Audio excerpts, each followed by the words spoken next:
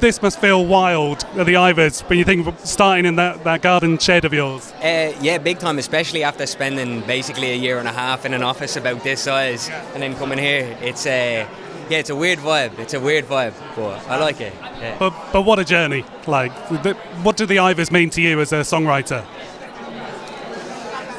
I mean, I think that's a pretty. It's a pretty interesting thing, right? I think when it comes down to acknowledgement like this, the way that I really feel this is seeing how much of an impact that has on the likes of my family, my friends, people that have put the investment and the time, the emotional, at times financial investment into me and my ability to just stay the course as a person and to be encouraged into the arts. I think it speaks more to their hard work than my hard work, and I've seen the celebration, in their faces, and for that, it means the world there. And for such a personal record, and obviously, dealing with everything that happened with Paul, etc. How did that feel as a writer, seeing that connection going around the world and people really linking arms with it straight away? Yeah, I think I've spoken about that a lot. At times, it makes you feel an immense amount of guilt because you've spoken so openly about something that's so private. But then when you hear the responses from the public, when you have strangers contact you and express how much of a difference these 8-9 songs that are written in a shed in Donamead have made to them, and how much that has allowed them to cope with their own trauma and grief, it really offsets that guilt and in a lot of ways confirms that the steps that came towards making a record like that public were the right ones. And then Top Scheme being such a fierce, socially, politically burning song, for that to be the one that also makes a connection as well, how does that make you feel?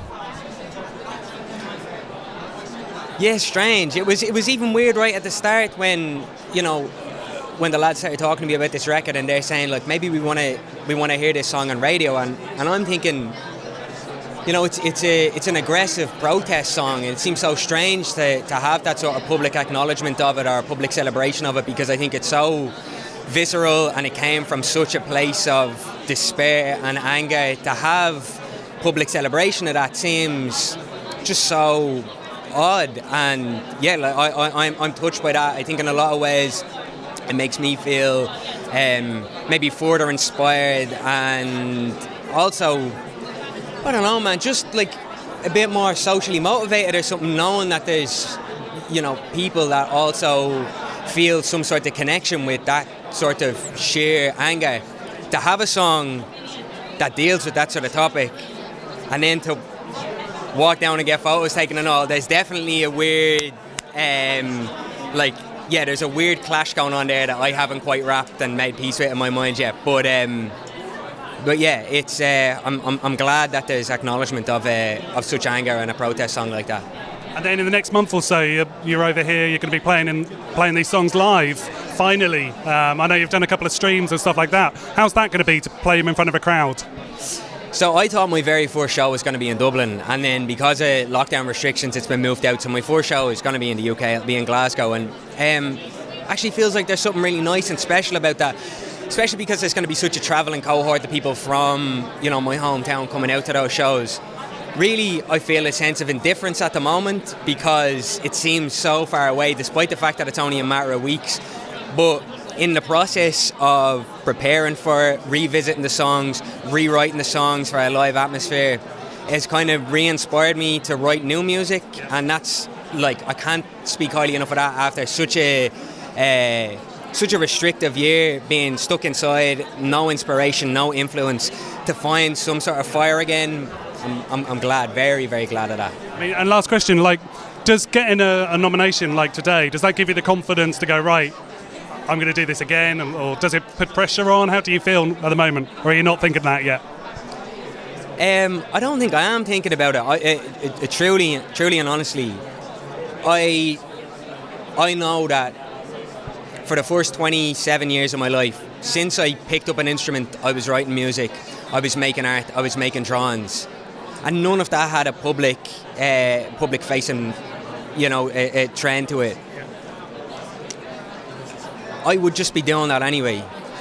Regardless, moving on forward, I would still be writing music, I would still be making art, I would still be making film. It's just to have the acknowledgement, really, and I know I can't stress it enough. It's what this means to people like my ma, who just took such a such a risk in the style of parenting, the sort of risks that she took herself, and the amount of sacrifices that she made to see that sort of acknowledgement. I think I can't stress enough just that's where the importance lies. It's a payoff, and for somebody like my ma, my dad, who just made so many sacrifices in order just to give me the space as a teenager to make a racket in a shed in Donamead.